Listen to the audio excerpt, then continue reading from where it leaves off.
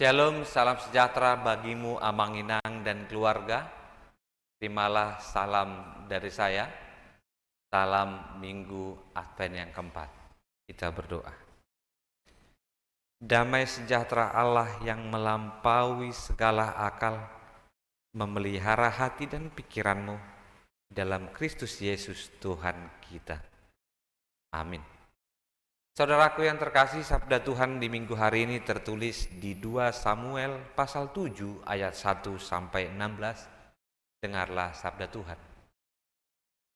Ketika raja telah menetap di rumahnya dan Tuhan telah mengaruniakan keamanan kepadanya terhadap semua musuhnya di sekeliling, berkatalah raja kepada Nabi Nathan, "Lihatlah, aku ini diam dalam rumah dari kayu aras, padahal tabut Allah diam di bawah tenda." Lalu berkatalah Nathan kepada raja, "Baik, lakukanlah segala sesuatu yang dikandung hatimu, sebab Tuhan menyertai engkau." Tetapi pada malam itu juga datanglah firman Tuhan kepada Nathan demikian, "Pergilah, katakanlah kepada hambaku Daud, beginilah firman Tuhan, masakan engkau yang mendirikan rumah bagiku untuk kudiami? Aku tidak pernah diam dalam rumah sejak aku menuntun orang Israel dari Mesir sampai hari ini. Tetapi aku selalu mengembara dalam kemah sebagai kediaman. Selama aku mengembara bersama-sama seluruh orang Israel, pernahkah aku mengucapkan firman kepada salah seorang hakim orang Israel yang kuperintahkan mengembalakan umatku Israel? Demikian, mengapa kamu tidak mendirikan bagiku rumah dari kayu aras? Oleh sebab itu, beginilah kau katakan kepada hambaku Daud, beginilah firman Tuhan semesta alam, akulah yang mengambil engkau dari padang ketika menggiring kambing domba untuk menjadi raja atas umatku Israel. Aku telah menyertai engkau di segala tempat yang kau jalani dan telah melenyapkan segala musuhmu dari depanmu. Aku membuat besar namamu seperti nama orang-orang besar yang ada di bumi. Aku menentukan tempat bagi umatku Israel dan menanamkannya sehingga ia dapat diam di tempatnya sendiri dengan tidak lagi dikejutkan dan tidak pula ditindas oleh orang-orang lalim seperti dahulu. Sejak aku mengangkat hakim-hakim dari umatku Israel, aku mengaruniakan keamanan kepadamu daripada semua musuhmu. Jika diberitahukan Tuhan kepadamu, Tuhan akan memberikan keturunan kepadamu. Apabila umurmu sudah genap dan engkau telah mendapat perhentian bersama-sama dengan nenek moyangmu, maka aku akan membangkitkan keturunanmu yang kemudian, anak kandungmu, dan aku akan mengokohkan kerajaannya. Dialah yang akan mendirikan rumah bagi namaku, dan aku akan mengokohkan tahta kerajaannya untuk selama-lamanya. Aku akan menjadi bapaknya, dan ia akan menjadi anakku. Apabila ia melakukan kesalahan, maka aku akan menghukum dia dengan rotan yang dipakai orang dan dengan pukulan yang diberikan anak-anak manusia. Tetapi kasih setiaku tidak akan hilang daripadanya, seperti yang kuhilangkan daripada Saul, yang telah kujauhkan dari hadapanmu. Keluarga dan kerajaanmu akan kokoh untuk selama-lamanya di hadapanku. Tahtamu akan kokoh untuk selama-lamanya. Demikian sabda Tuhan. Saudaraku yang terkasih, Amanginang dan keluarga, di minggu Advent yang keempat adalah Advent yang terakhir di mana kita mempersiapkan kedatangan Kristus menjadi semakin dekat dengan pengharapan itu. Firman Tuhan hari ini mengingatkan bahwa perjanjian Tuhan kepada orang yang dikasihinya akan selalu ada dan sampai pada sebuah kepastian bahwa pengharapan itu akan mendapati harapan yang terbaik. Firman Tuhan pada ayat 1 dikatakan, Ketika raja telah menetap di rumahnya dan Tuhan telah mengaruniakan keamanan kepadanya terhadap semua musuhnya di sekeliling, berkatalah raja kepada Nathan, "Lihatlah, aku ini diam dalam rumah dari kayu aras, padahal tabut Allah diam di bawah tenda." Ada sebuah pengharapan di mana Daud akan membangun rumah atau bait Allah, membangun gereja dalam konsep yang lebih kemudian menjadi sebuah harapan di mana Allah berdiam di rumahnya. Harapan Daud tidak hanya cukup dalam kenyamanan. Dia hidup dengan kecukupan, namun kenyamanan itu tidak memberikan rasa nyaman yang dia harapkan. Kehadiran Allah dengan tabutnya adalah sebuah simbol di mana kehadiran Allah seharusnya memberikan kenyamanan yang benar dan hakiki. Kenyamanan kita ketika Allah bersama, hidup dan memberkati kita. Saudaraku yang terkasih, pada tahun 1989 ada seorang pastor yang bernama Yogi Jo mendapat penglihatan bahwa Tuhan akan mengirim kebangunan rohani di sebuah kota di pinggir pantai, yakni Pensacola, dan akan menyebar seperti api kepada seluruh Amerika, di mana kebangunan itu akan membakar semua orang. Dan seorang pendeta dari sebuah gereja yang ada di Pensacola yang bernama John Kilpatrick menangkap pesan nubuatan dari Tuhan itu dan mengimani bahwa rencana Tuhan akan menjadi nyata di tengah-tengah kehidupan Amerika. Dan dia yakin bahwa lawatan Tuhan yang dahsyat akan membuat pengaruh positif kepada setiap orang ketika Roh Kudus hadir dan boleh menjadi sebuah kehidupan yang dihidupi dengan pertemuan doa. John terbaring di lantai setelah 4 jam mengalami pergumulan dengan Roh Kudus yang sangat dahsyat itu. Sampai pada suatu hari banyak orang dari penjuru Amerika datang berbondong-bondong ke gereja itu untuk merasakan lawatan Roh Kudus. Bukan hanya Amerika saja, namun dari seluruh penjuru juga datang ke tempat itu. Orang rela menunggu beberapa jam sebelum ibadah itu dan ingin duduk di bangku gereja dan ingin merasakan lawatan Tuhan. Gereja itu sungguh-sungguh mengalami perubahan hidup. Karena mereka berani percaya bahwa rancangan Allah yang begitu besar serta mendoakan kesungguhan, membuat mereka semakin melihat bahwa rancangan Allah dengan pewahyuan harus dipercayai. Mendoakan dan sungguh-sungguh mereka hidupi dan akhirnya mereka mengalami keajaiban. Keajaiban yang sama juga terlihat ketika mereka mampu melihat dan melakukan karya-karya yang mengejutkan. Ketika mereka hidup saling merangkul, saling melihat, dan itulah yang disebut dengan pengharapan. Saudaraku yang terkasih, Advent keempat di mana nyala lilin semakin besar, nyala yang samalah juga kita hidupi, bahwa Allah yang kita imani akan mengirim anaknya yang kita dengar dengan Mesias atau Kristus. Daud juga memiliki pergumulan yang sama. Ketika dalam kenyamanannya, tapi dia tidak memiliki kenyamanan itu. Dia memiliki apapun, ternyata tidak cukup untuk memberikan kenyamanan. Mendapatkan jabatan tertinggi juga tidak memberikan kenyamanan. Mendapatkan bantuan layanan dari banyak para pelayan juga tidak membuatnya menjadi sempurna. Ada yang menggelitik hatinya. Daud melihat bahwa kemampuannya untuk membangun sudah waktunya. Namun apa yang terjadi? Allah mempunyai rencana yang lebih luar biasa.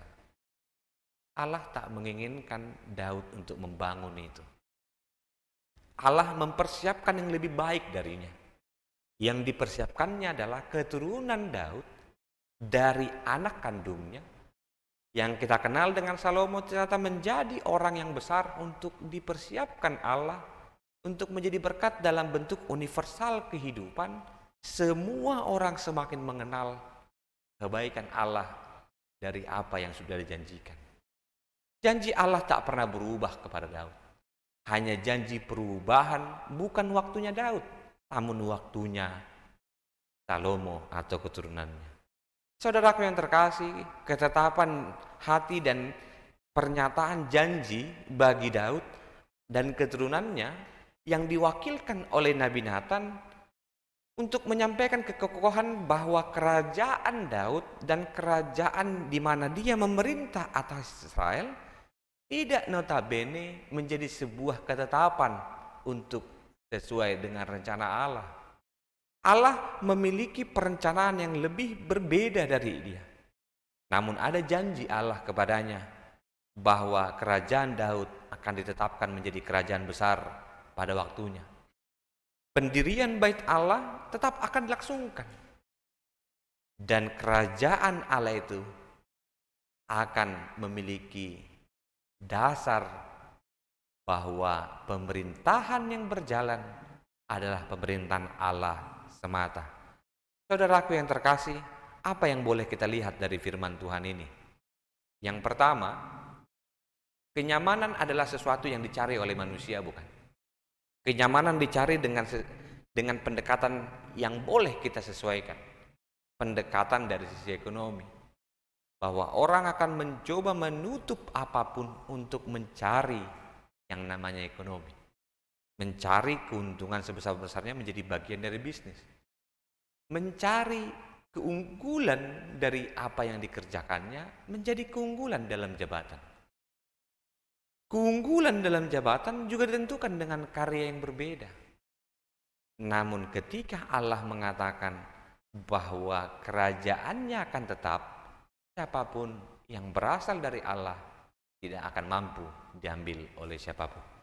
Bagian yang kedua, ketika kita merasakan kenyamanan di rumah, sebagaimana Daud merasakan kenyamanannya, namun kehadiran Allah yang tidak ada di situ, dengan disimbolkan oleh tabut, ternyata kita juga teringat bahwa sebesar apapun kepemilikan kita, ketika kita kehilangan bagian dari kehidupan perjanjian Allah itu, segalanya menjadi kurang. Mungkin kita ingat ada keterbatasan waktu, keterbatasan fisik, keterbatasan kemampuan. Dan setiap orang harus mempersiapkan regenerasi yang patut untuk dikembangkan. Siapa yang patut dikembangkan? Apakah ketika kita tidak mendapatkan kesuksesan yang seperti yang kita harapkan saat ini, apakah Allah terlalu jauh? Allah menawarkan pendekatan yang lebih berpengharapan. Bahwa jalan Allah bukanlah jalan manusia. Jalan manusia adalah bagian dari rencana Allah yang telah disusun, bahwa kenyamanan adalah harapan, namun pengharapan akan kenyamanan hanya akan bersumber dari Allah semata. Bagian yang ketiga, orang yang merasakan sentuhan dan kedekatan dengan Allah dalam kenyamanan tentu akan berkarya. Orang yang mendapatkan sukacita itu akan dihidupi untuk melakukan yang terbaik untuk dalam melayani Tuhan. Pelayanan kita dimulai dengan ketidakadanya penolakan untuk melakukan yang baik. Hari ini akan ada pelantikan kurang lebih 8 SK gereja yang akan dikeluarkan. Sebagai bagian dari orang yang bersyukur bahwa pengharapan itu nyata. Dan gereja mencanangkan program yang akan kita lanjutkan tahun depan menjadi program yang strategik untuk merangkul orang-orang yang diselamatkan Tuhan, dan kitalah yang dipakainya. Gereja akan melihat sebuah persiapan dalam keteraturan, dan gereja juga mempersiapkan program dalam pengharapan yang disebut dengan Renstra. Gereja juga mempersiapkan bagaimana setiap orang melayani dengan kemampuannya dalam merangkul anak-anak untuk tetap sekolah dengan keterbatasan di masa COVID ini. Gereja juga melihat sebuah pengakuan bahwa mereka adalah sahabat Kristus. Gereja akan tetap menjadi gereja di mana dia berdiri, di mana setiap jemaat HKBP Bumi Anggrek selalu mengingat dan berdoa dan memohon atas anugerah dan keselamatan dari Kristus. Bagian yang terakhir, kisah hidup kita yang mengajarkan kita untuk menguji keinginan dan pengharapan kita untuk melayani Allah.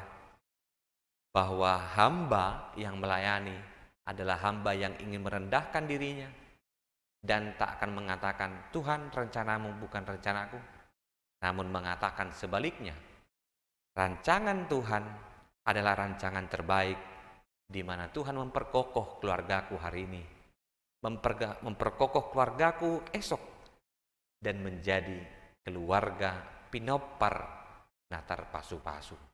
Maukah engkau melibatkan Kristus dan menerima bahwa kesetiaanmu hari ini menentukan bahwa kelak keluarga kita tidak akan pernah tercerai-berai, namun keluarga kita menjadi orang-orang yang dipakai oleh Kristus untuk mempersiapkan kehidupan atau rumah Tuhan yang terbaik, rumah yang mau melayani dan bersaksi atas kebesaran Kristus, atas janji yang telah diberikan bahwa kitalah orang-orang yang terberkati. Selamat merayakan Advent keempat. Mari kita persiapkan diri untuk menerima Kristus dalam kedamaian, dan kita merayakan di Natal-Natal yang telah dipersiapkan panitia. Natal tanggal 23, Natal keluarga di rumah masing-masing, dan Parhalado akan mewakili di gereja ini, menunjukkan dan berbagi kesaksian bahwa Parhalado pun menjadi contoh untuk keluarga di tengah-tengah wilayah masing-masing. Tanggal 24 kita akan mendengar kesaksian pujian dari wilayah-wilayah. Dan apapun yang terjadi dalam persiapan itu, percayalah, tangan Tuhan tak kurang panjang untuk merangkulmu, memberikan rasa damai, dan semua akan dipulihkan ketika kita datang dan memohon, dan Allah memperkokoh keluarga bagi setiap orang yang mau tunduk, yang mau mendekatkan diri dan bersandar pada Kristus. Tanggal 25 kita akan merayakannya dalam bentuk perjamuan kudus, bahwa pengakuan kita yang saling menerima sebagaimana Immanuel, Allah yang menyertai, bukan hanya hari ini, namun kemarin dan esok, untuk memperkokoh berkatnya atas keluargamu. Tanggal 26 kita akan mendengar liturgi dari para wilayah yang akan bersaksi melalui firman Tuhan. Dan setiap Natal menjadi bagian dari live streaming, di mana protokol pemerintah menjadi bagian juga dalam persiapan pengakuan kita. Walaupun Natal kita terbatas, namun iman dan pengharapan kita tak akan mampu dibatasi. Selamat merayakan Advent keempat. Tuhan Yesus Kristus memberkatimu. Amin. Kita berdoa.